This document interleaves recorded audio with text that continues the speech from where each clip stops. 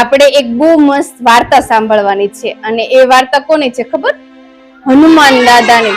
હનુમાન દાદાને બધા ઓળખો છો? એનું મોઢું કેવું હતું? મોઢું ફૂલેલું હતું. કેમ? આપણું મોઢું તો સાદું છે, હનુમાન દાદાનું કેમ ફૂલેલું હતું? કેમ કે એ વાનરનો અવતાર હતા. શેનો અવતાર હતા? વાનર અવતાર. હવે આજે હનુમાન જયંતિ છે એટલે જેમ તમારો બર્થડે આવે વર્ષમાં એક વખત, એવી રીતે હનુમાન દાદાનો બર્થડે આવે. તો હનુમાન દાદાનો બર્થડે ક્યારે આવે? તો ચૈત્ર મહિનાની પૂનમના દિવસે. ક્યારે આવે? મહિનાની પૂનમના દિવસે. હવે આપણે હનુમાન દાદાનો બર્થડે તો ઉજવીએ, એમની વાર્તા તો સાંભળીએ, પણ તમને ખબર છે ને મમ્મીનું નામ શું હતું, એના પપ્પાનું નામ શું? હા, મમ્મીનું નામ શું હતું? અંજની માતા. અને પપ્પાનું નામ શું હતું? પવનદેવ, કેસરી, ઘણા બધા નામ હતા, વાયુદેવ. બરાબર. હવે એને ઘરે ચૈત્ર મહિનાની પૂનમે એક સુંદર બાળકનો જન્મ થયો અને એનું નામ હતું હનુમાન. શું નામ હતું એનું? હનુમાન. અને એ કેસરી ક્યાંના રાજા હતા? કિષ્કિંધા નગરના રાજા હતા. ક્યાંના રાજા હતા? કિષ્કિંધા નગરના રાજા હતા. અંજની માતા અને પવનદેવને ત્યાં એક સુંદર બાળકનો જન્મ થયો અને એનું નામ રાખવામાં આવ્યું હનુમાન. જ્યારે હનુમાન દાદા નાના હતા ને ત્યારે બહુ જ નટખટ હતા. તમે બધા તોફાન મસ્તી કરો છો? તેમ હનુમાન દાદા તોફાન મસ્તી કરતા. તમને લોકોને ભૂખ લાગે તો તમે લોકો શું કરો? ખાવાનું ખાઈએ, મમ્મીને કહીએ મારે જમવું છે. તો એક વખત હનુમાન દાદા રમતા હતા, પછી એને બહુ ભૂખ લાગી, એના મમ્મી હતા નહીં, તો એને ઉચ્ચ આકાશમાં જોયું ને તો એને સૂરજ દાદા દેખાણા. શું દેખાણું? સૂરજ દાદા. અને એને એમ થયું કે અરે વાહ, આ તો સરસ લાલ મજાનું કોઈ ફળ છે અને હું આ ફળને ખાઈ જાઉં. અને હનુમાન દાદા તો બહુ સ્ટ્રોંગ હતા. એ ફટાફટ જમ્પ કરી અને સૂરજ દાદા હતા ને એને મોઢામાં લઈ લીધા. શું કર્યું?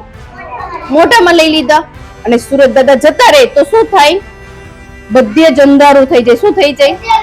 બધે જ અંધારું થઈ જાય. સાંજે સૂરજ દાદા ઘરે જતા રહે તો અંધારું થઈ જાય છે ને, એવી રીતે સૂરજ દાદા ને હનુમાન દાદા ગળી ગયા તો બધે જ અંધારું થઈ ગયું.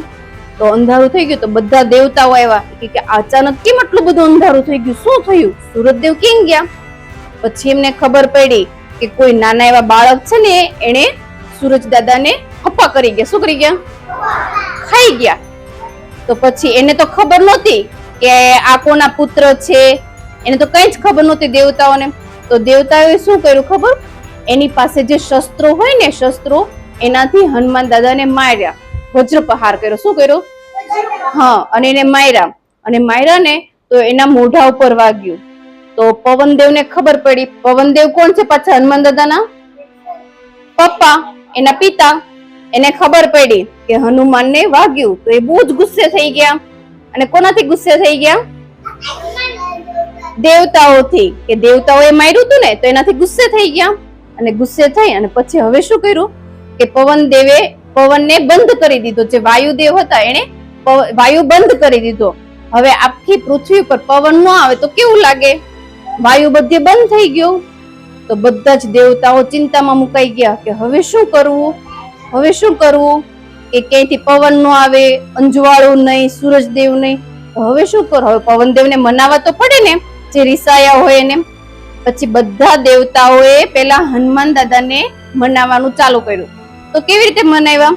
કે જેની પાસે જે જે શક્તિઓ હતી એ બધી હનુમાન દાદાને આપી. બધા દેવતાઓએ બધી શક્તિ હનુમાન દાદાને આપી. તો હનુમાન દાદા બહુ સ્ટ્રોંગ થઈ ગયા, બહુ શક્તિશાળી થઈ ગયા.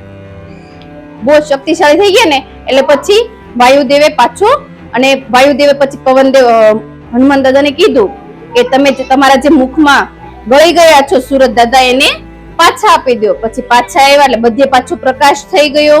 અને બધા દેવતાઓએ શક્તિ આપી હનુમાન દાદાને. એટલે શું થયું? હનુમાન દાદા હતા એ એકદમ સ્ટ્રોંગ બની ગયા. શું થયું? એકદમ સ્ટ્રોંગ બની ગયા. અને પછી હનુમાન દાદા એટલે શા માટે શક્તિશાળી અને સાહસિક છે? કેમ કે બધા જ દેવતાઓના આશીર્વાદ કોના માથે છે? હનુમાન દાદા ઉપર. હમણાં આપણે રામ જયંતિ ઉજવી હતી ને, રામનવમી.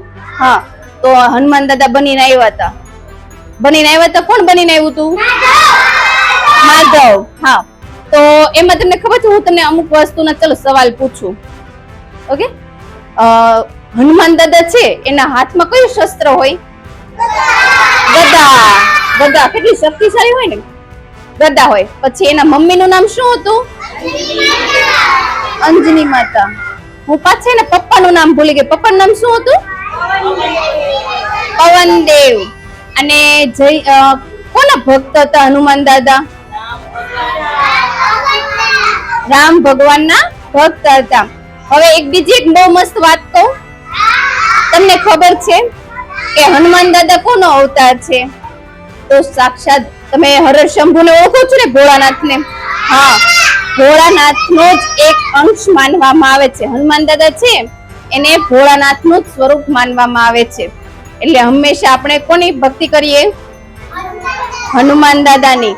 અને જો આ દિવસે શું કરે ખબર? બધા હનુમાન જયંતિ છે, હનુમાન જયંતિ છે તો બધા શું કરે કે સવારમાં રોજે હનુમાન ચાલીસા બોલે. આજે તમે બધા હનુમાન ચાલીસા બોલ્યા હતા? બધાને આવડે છે? હવે બધાએ મમ્મી જોડે શું કરવાનું છે? મંદિરે જવાનું છે અને